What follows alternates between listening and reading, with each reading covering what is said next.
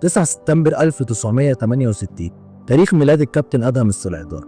أدهم السلحدار بدأ مشواره الكروي في نادي النيل الرياضي، وبعد كده إلى نادي النيل للأدوية، وبعد كده يدخل الإسماعيلي في مفاوضات مع نادي النيل للأدوية استمرت 6 شهور، ومقابل 10,000 جنيه يحصل النادي الإسماعيلي على خدمات الكابتن أدهم السلحدار.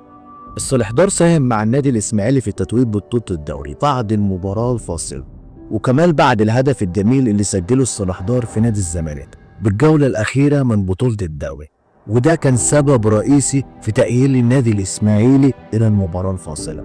السلحدار استمر مع الإسماعيلي حتى موسم 96-97. الإسماعيلي وقتها فاز ببطولة كاس مصر على حساب النادي الأهلي ليسجل اسمه ضمن الأساطير، وبعد كده انتقل للشرقية وكان ساعتها درجة تانية، وكان المدير الفني الكابتن حسن شحات ليساهم في صعود النادي الشرقية إلى الدوري الممتاز. بعد كده انتقل السلحدار للنادي المعادي اللي بعدها بقى جولدي ليعلن اعتزاله كرة القدم سنة 2000.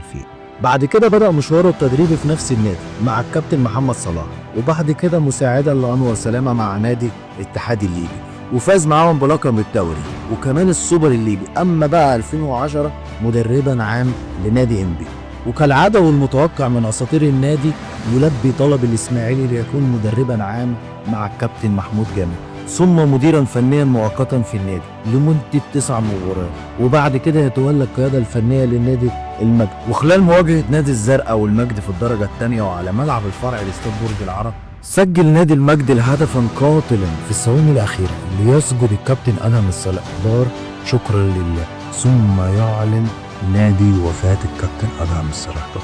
رحم الله الكابتن أدهم السلحدار.